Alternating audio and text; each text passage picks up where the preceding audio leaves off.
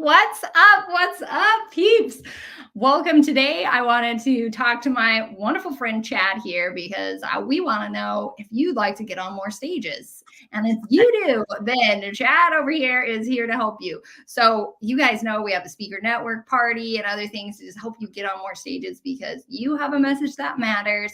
And the more people you can get in front of, the more people you can bless. And that's what we are all about here. So today we're going to talk about specifically how to access your neighbors' stages. So you can do this no matter your audience size, no matter your experience. This is just a perfect way to get started. But even if you've been doing this for years and years and years, it's a great way to just accelerate your influence and your audience. And Chad's going to tell us all about it. So I'm so excited about it. The concept, actually I told a friend about this concept, Chad, and she was like, oh yeah, people have been doing that forever. But you know how there's so many amazing, like super simple things that you can do that work, yes, and people aren't actually doing them. And you have some nuances to this that just make it extra smart and like turbocharged. So I'm really excited to hear about those. So if you guys don't know Chad, he is my bestie. Actually, I just went on a trip out to Wyoming and I called him when I was like an hour away from his house because I'm like, wait a second, I'm driving close by to your house. Can I come see you? And he was like, yeah, let's do it. Just dropped everything. We had a fun little picnic with our kids. It was amazing. So I just love Chad so much because not everybody would do that. You got good peeps in your life when you will literally drop everything that you're doing and cancel your next 3 hours worth of appointments for your business, throw your kids in the back of an ATV and meet them on the side of the highway for a picnic. Exactly. Like, these are your people. These are your people. And legit, I've called other people days in advance and they won't do any of that stuff. And it's a testament to your values. It's a testament to the state of your business also, that you're not afraid to cancel or move stuff in order to like hang out and do the things that are important. So Chad, tell us what it is that you do exactly and why you are so passionate about it. Well, I had a whole different direction I was going to go and share about this, but I like how you put it, like getting on your neighbor's stage, right? Your neighbor's stage. That's the thing that they have worked, they have nurtured, they have invested themselves in growing, building that connection, building that audience, getting that trust with those people, right? It's like being invited into your neighbor's house. This is their space. Everybody can come by and see what's in the front yard, but you got to be real protective of the barbecue in the back. That takes a personal invite. Well, what do I help people do? I'll tell you this. You think it's hard to get in front of somebody else's audience. You should try and get in their house when they're nowhere around. Right? Now, this is what I mean. I haven't had very many exchanges with this gentleman, but we made a strong connection every time that we talked. He had a family emergency out of the state. And he says, I'm concerned. He says, I worry about my house. We've got things on there. Hey, can I just leave you a key? Would you go into my home? Would you water my plants? Would you make sure my home is okay? I didn't even know where this man lived at this point. That's the power of connection. If you can connect with somebody, then you're different than everybody else they know because there's a real connection. And connect isn't I chatted them up on Zoom, or I had a conversation on Messenger, or I met him at the gas station 5 days in a row. That's not connection. Connection is when you reach out and you talk to that person, and when you leave, part of you stays with them. That's connection. Yeah. That's what we help people to foster. Now, it's really easy. You have to have trust. You have to develop a level of trust with somebody to have that connection. But the easiest way to access what somebody else has is just to give them what they need. So before we jump into exactly how I do that, I want to make one simple point. There's a difference between high-level individuals, high-level business people, and low-level business people and low-level people. Now, this is going to shock you, and Michelle, you're probably even going to go, I'm kind of think maybe I know what you're going to say, but maybe high-level people don't do high level. High level business people don't do high level business practices. They do low level activities effectively and efficiently, consistently over time. You see what you alluded to at the beginning? Oh, everybody does that. Yeah. Inefficiently and ineffectively. That's the difference between a 5-figure, a 6-figure, and a 7-figure payday. We all do the same thing. We just offer what we have to other people in hopes that they take it home with them. But somebody else struggles all month. Somebody else struggles all year. Well, some of us make 20, 30 sales in an afternoon. We did exactly the same thing, but we do it at a different level. So what do? I help people literally get seen, create authority, and gain influence in new marketplaces. And one of the ways that we do that is it's called incentivized publicity swaps. It's very simply, I'm going to give you exactly what it is that you want most in your business in exchange for what I need most in mine. Visibility. And that's the first step, because if they don't see you, they can't move forward with you. And if your process is as good as you believe it is, and I believe you all believe it's great, then they can't move forward without you. Not effectively, not efficiently. So your job is to get seen by as many people as possible, not because they're going to buy, but because they know 10 people who could. Ooh, so good. So good. The question is not, where is my ideal client? It's not who knows my ideal client. It's who has a community full of people who have audiences full of my ideal client. Now let's go give them what they need in exchange for access to serving that community with them. Whenever you were talking about, the high level and the low level, what I thought you were actually going to say was kind of what you said next, which is that they serve first, right? That whenever what I find with the low level, and I did it too. Whenever I first got into business, I was like, gimme, right? Like, oh, I want to get on this stage. Do you have a stage? Let me get on this. Let me do that. Can you do this for me? Can you do this for me? Right? Can you do this? And so we're like asking people for favors all the time when you're in that low level space, versus when you've been in business longer, or you've just kind of figured these things out, then you start giving first. And then they're like, oh, what can I do for you? And even we were at an event where I did a popcorn business with my kids for a while. And I just remember being at this event and there was a lemonade stand guy next to me. And I was talking to him after the event and he's like, yeah, whenever we're slow, I just fill up some lemonades and I start handing them out to people. Right. And I had a business partner at the time and she would not give away anything. I was like, let's give stuff away. Let's blah, blah. And she's like, was so tight about it because she didn't want to lose what she had. Right. And he's like, oh yeah, that's absolutely what we do. We just start giving lemonade out and then it starts picking up again. Yeah. And just that idea that, what can I give them? What do they want? What do they need? What can I give them? And then they're going to want, and you're going to overgive, and then they're going to want to give back. I know you are. I don't know about the rest of your audience, but I know you're familiar with Myron Golden. And one of the things that he said just years ago, he says, every need or every thought, every word, every action, every deed is a seed planted in the garden of your future. Right. And I started to think about that and I'm like, every time I hold back, I'm planting a seed of reservation. Every time I hold on to, I'm planting a seed of greed. Every time I step back, I'm planting a seed of uncertainty. What do you think is going to grow in my garden? And what do you think my harvest is going to look like? Uncertainty, unsurety, greed, selfishness, fear. But if every action, every thought, every deed, everything is a seed of abundance, generosity, openness, trust, guess what grows in that space?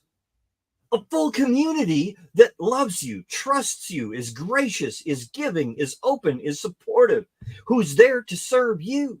So what we do is we always start with serve first.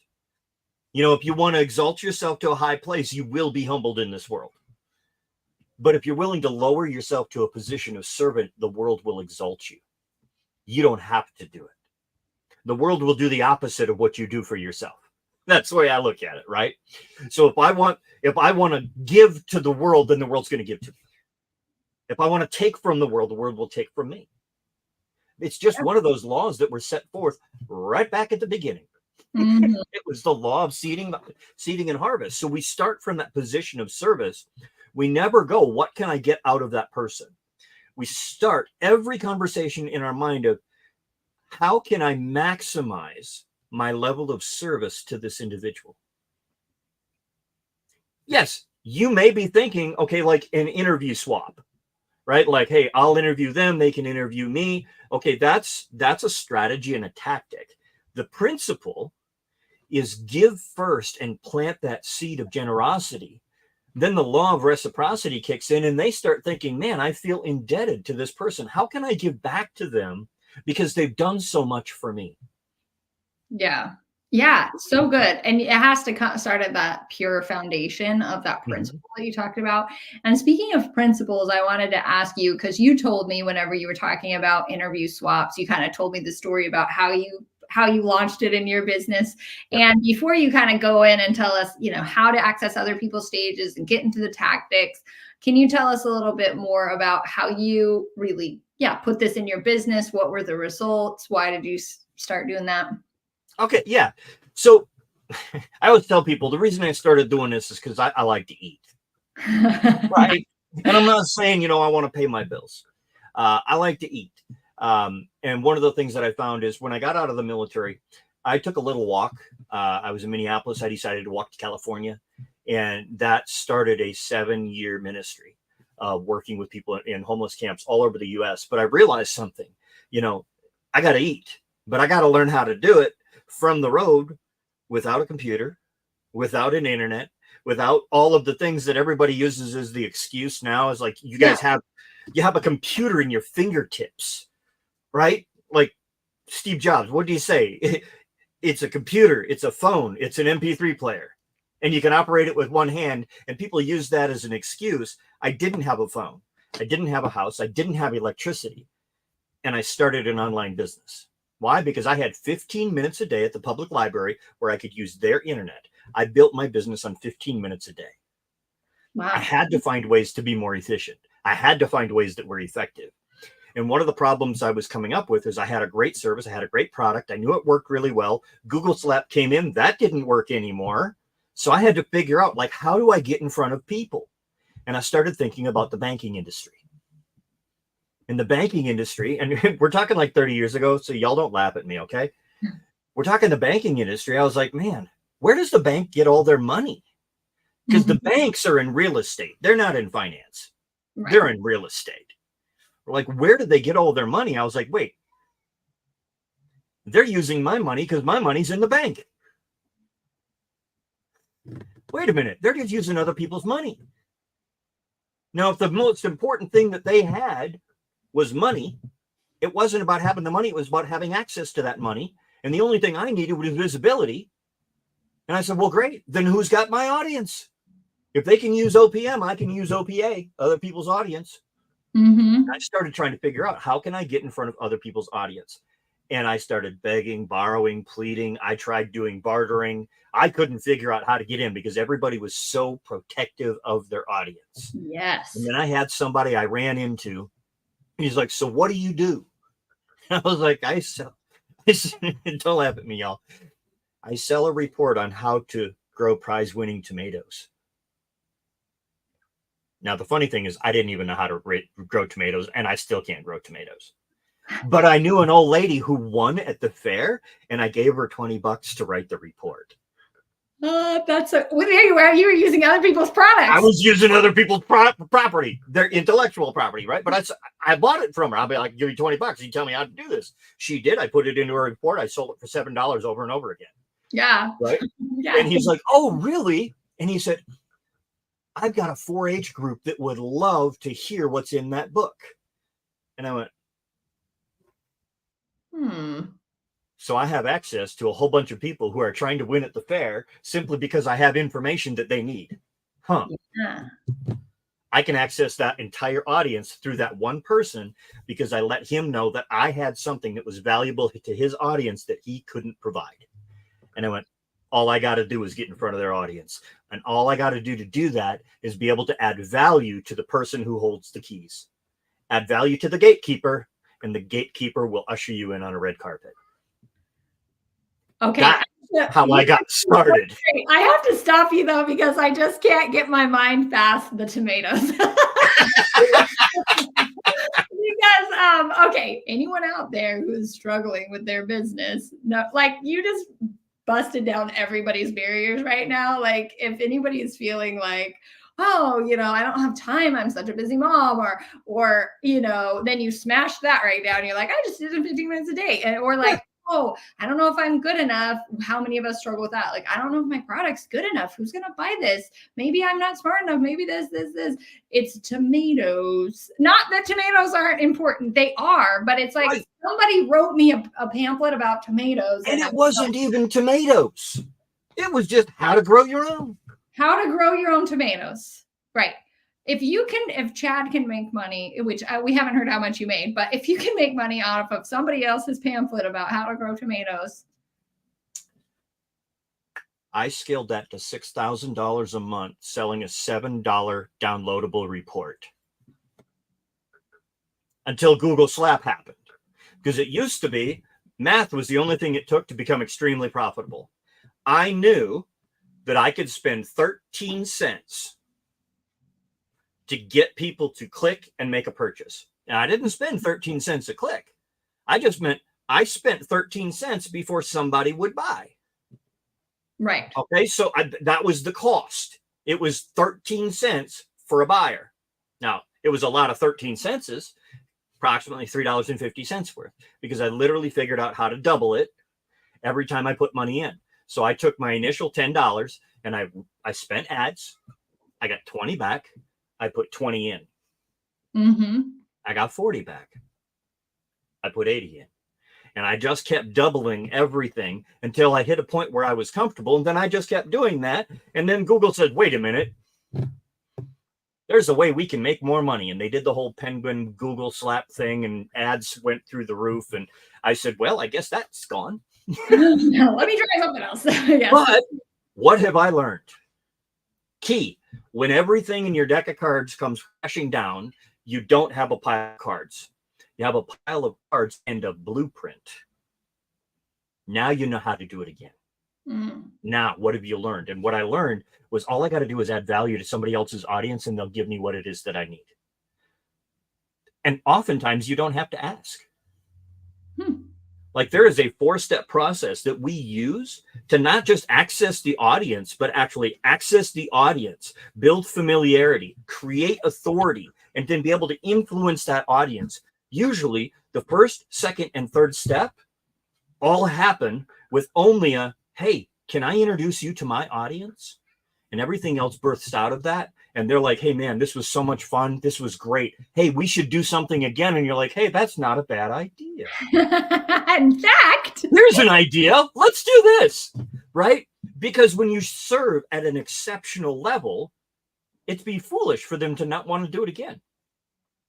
So all you got to do is drop insights that help them accomplish what it is that they're doing.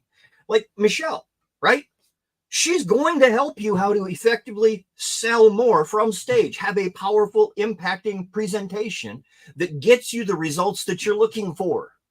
It only makes sense that she brought me here because she knows I can help you get more people in those events. So the more effectively I help you fill those events, the better results you're going to get, the better she's going to look. Always figure out how can I add the maximum amount of value to the person that I'm serving next to. You're not getting access to their audience. Mm-hmm. You're serving that audience together. And if you approach your life like that, you'll seldom find that anybody looks at you as competition. Competition is what comes from people with a scarcity mentality. I have no competition in the internet. Nobody in the world can compete with me because my goal is to help them win. You can't compete with somebody who wants to see you win. And because I've never viewed as competition, it's easy for me to support them. And the natural byproduct is sharing because you genuinely care about your own audiences. And that's the beauty behind what I do, is I help you to actually position yourself in such a way that they desire to have you come in and serve alongside them. And without that, what are you left with? Scraping by, trying to send 30 to 60 new messages to people every single day, hoping that somebody might be interested. Here's a great thing. Everybody says niche down, niche down, niche down, niche down, niche down, niche down, right? Yes. But see, I say cast a bigger net to find your ideal client. Because if you niche down so far and your only focus is trying to find that person, you're trying to find a needle in a haystack. But here's the cool thing. Do you know how easy it is to find a needle in a haystack? Magnet. Scoop the entire haystack up, throw a match on it. Nice. The only thing left is the needle. All you got to do is talk to everybody, but speak to only one. Only the people who resonate with the message that you have will be left standing when you're done. And those are the people that reach out and say, I want to step forward with you, Michelle. I want what you have because you're aligned with the outcome that I'm looking for in my life. And Michelle's not worried about all the other people that were sitting over here playing on their phones and dilly-dallying and all that stuff. They don't matter because they're not the ones that were ready to move forward. You were. So I say, speak loud, speak bold, and everybody that's not a good fit will walk away. Everybody who's a great fit is already there, and you don't have to pitch. You don't have to sell. You just simply have to say, hey, if you want me to take you by the hand to your glory land, then by all means, reach out, click here. Let's talk about what it looks like. That's it. There's no selling. There's no pitching. Because the people that are there already want to move forward, and you're simply offering them a path that you've already proven in your own life as well. And I know that's what Michelle does. I know the path that she walks people through. I know how she walks them through it. Why? Because she's a great person. She's a great trainer, and she's got great information on a proven system that works.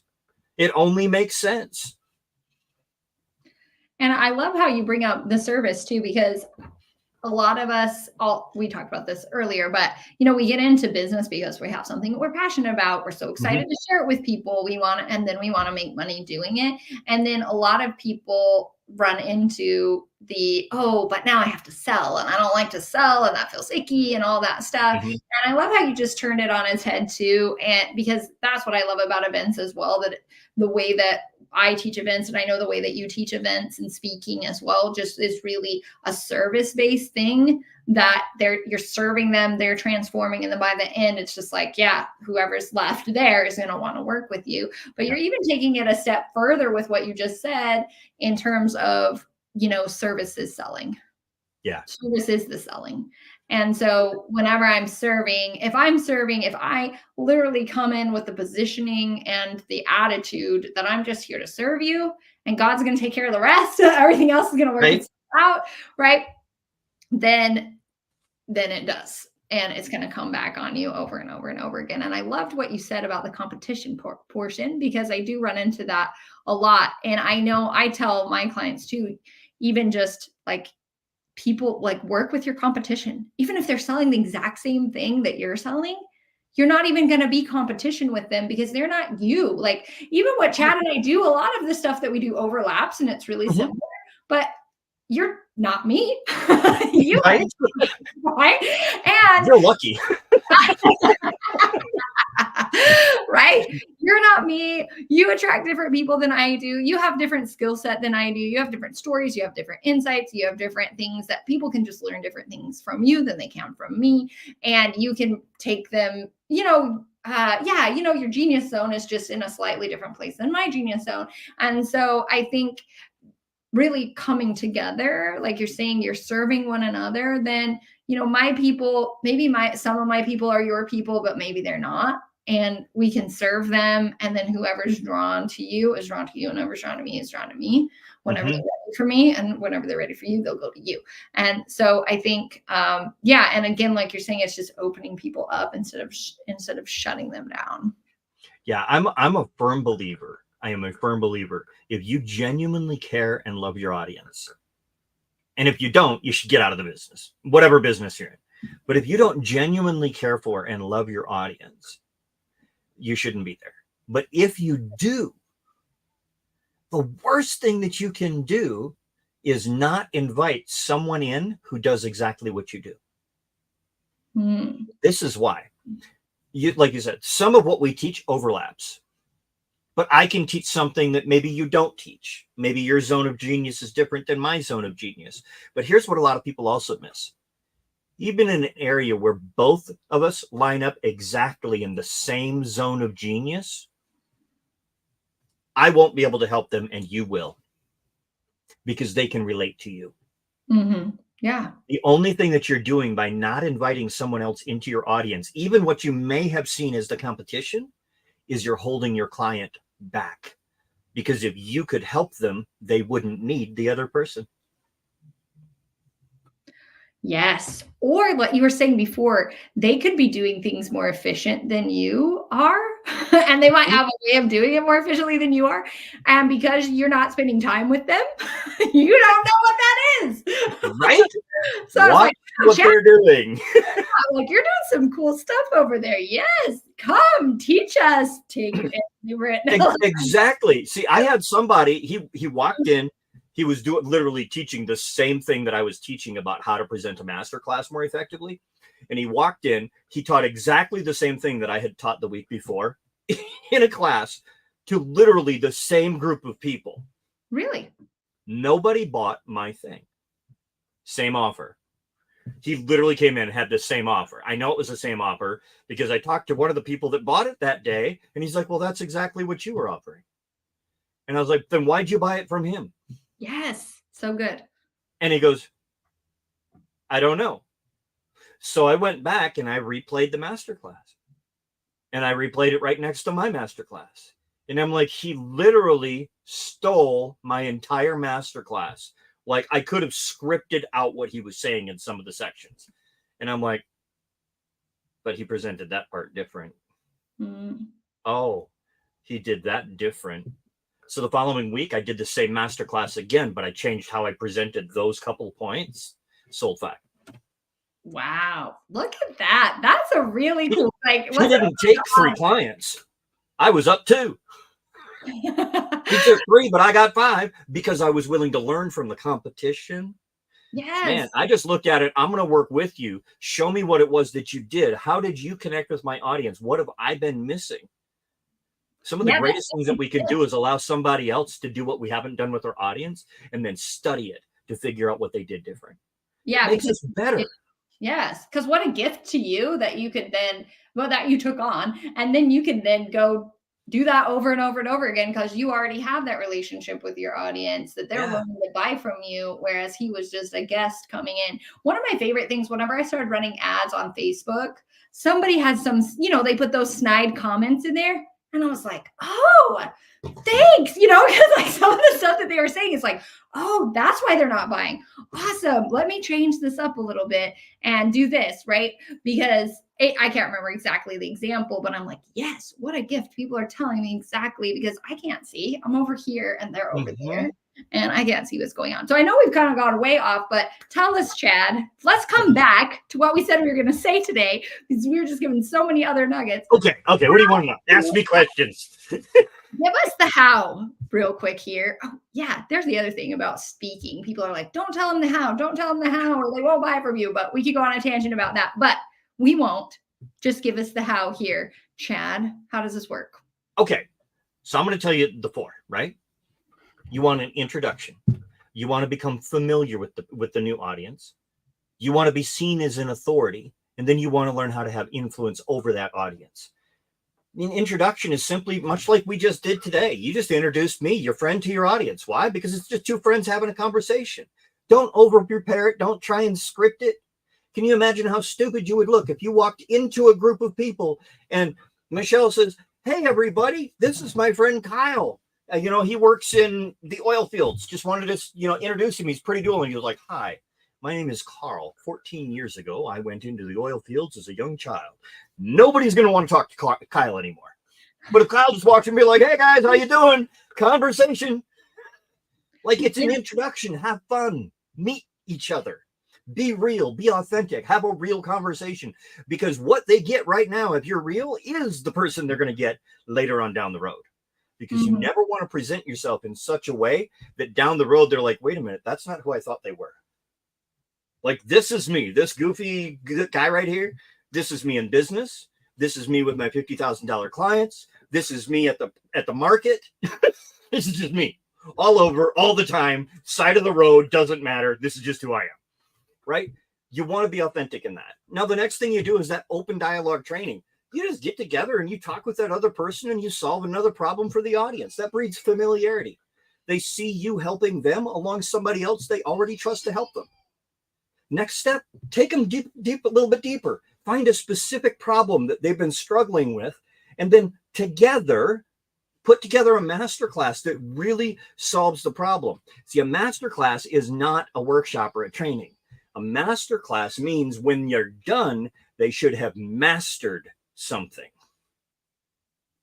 Don't mistake a masterclass for a cheap $27 training. Make sure that what you're taking them on a masterclass, they should master something. They should be able to walk out, implement it effectively time and time again after that. And then to gain influence over there, influence happens when somebody that they know, they like, they trust, they've built rapport with over time says they know what they're doing in this area. You need to go to them. You'll now automatically have influence. And what we teach is exactly how to go through that process. Now, I can tell you this, you guys can run out there, you can do it yourself. You can figure it out. You can do all those things. But like she said right at the beginning, it's the fine nuances. It's the effectiveness of how you do it. It's not just doing a low-level activity of like, go work together.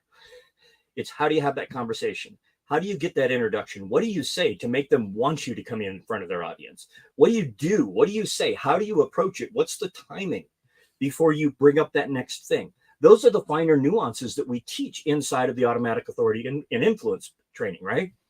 But if you guys are interested and you want to just say like, I just love to do these swaps because if they're half as much fun as you and Michelle are having, that's what I want to do. Cool. So we're going to make you a great offer today, blah, blah, blah. No. Dude, if you want in, just let me know and you can have it for free. But not only will we give you the training for free, I'll actually let you into a community full of people who already want to do swaps with you. Ooh, that sounds amazing. Because what's the point of knowing how to do an interview swap if you're struggling just to figure out how to start? Because we talked about this earlier. It's not just about doing it. It's about doing it consistently and honing a skill. And the best way that I can help you hone that skill so that you can get the best results in your life is actually put you in a position where the initial part is easy. Like, you don't learn how to box by standing outside in the porch. You learn by boxing by going into a gym where other people are boxing. Yeah. So position yourself with other people that want to see you succeed, and you'll exponentially get your results faster. Yeah. Wow. I'm like, let me get in. Everybody go get in. Get in. Because, okay, what I haven't told you about Chad yet is he's just a genius with the nuances. He'll come, I'll be doing something and he'll be like, oh, well, have you done this? That's going to make it 10 times better. It's like this. And I'm like, oh yeah, that does sound really amazing. Like, let me go do that thing. And he just has these out of box thinking that just makes it more efficient. Or I can't give you a good example right now, but I'm just like always blown away with stuff that comes out of his mouth. And he's like, oh yeah, it's his genius zone where he's just like, oh yeah, it's so easy. Just do this, just do this. And so those nuances, such a huge difference. And kind of like what you said in your example there too, where that guy came in and he did the exact same presentation, except he did this one thing different. And then that made all of the difference. I think whenever we're speakers, coaches, entrepreneurs, it's like we're doing it and we're like, why isn't it working? Why isn't it working? Why isn't it working? And then sometimes we're not willing to go pay someone to show us or even take the time to go over and watch the training. Why is it not working? What's the one thing or the two tweaks that I need to make in order to maximize and start getting something out of this thing that's not working, instead of just dropping it and moving on to something else. Just being able to be in that group. Anyways, go join that group. I'm going right now. Chad, tell us how to do it. We're just commenting below. How do we do this thing? And that's easy. You just go over to chadnedlin.com. If you don't know how to spell it, it's on multiple places on the video right now. I believe Michelle's going to go ahead and tag me up on top. It's just my name at .com. It's literally going to be like, hey, you want to join the group? Give me your name and email so I can send you some valuable information. Will I pitch you? No. Will I make an offer to you if I think it's going to be relevant for people on the list? Absolutely. But I'm never going to pitch. I don't believe in it. I simply just say, this is available. If you want it, it's over there. Go get it. Right? But ultimately, it's going to send you over, have access to the group. Come in, introduce yourself to people. Don't pitch. You're not there to pitch. You're there to get introductions and to introduce others to your community, because there are people there that can serve your audience in ways that you can't. The biggest mistake that I see overall is everybody who's trying to sell affiliate marketing programs are in groups about affiliate marketing. Mm-hmm. Everybody who's in personal development group are all trying to sell personal development stuff. You know the best place to sell dog training? Dads needing support. Old people coming together, senior citizens groups, business professionals. Why? Because they all have dogs. And here's the crazy thing. If you're the only person in there offering what you offer, guess what? There's no competition. Everybody goes to you. You now become the goldfish in the piranha tank instead of one of the piranhas in a goldfish tank. That's so good. Right? I have another coach friend, and he's like, my best referral partner is a cleaning service. Yeah, he's like, they give me the most referrals. And he does like speaking and coaching. He helps coaches and speakers and authors. And he's like, they go in there, they see that they have a book, and then they're like, hey, you need to go talk to this person.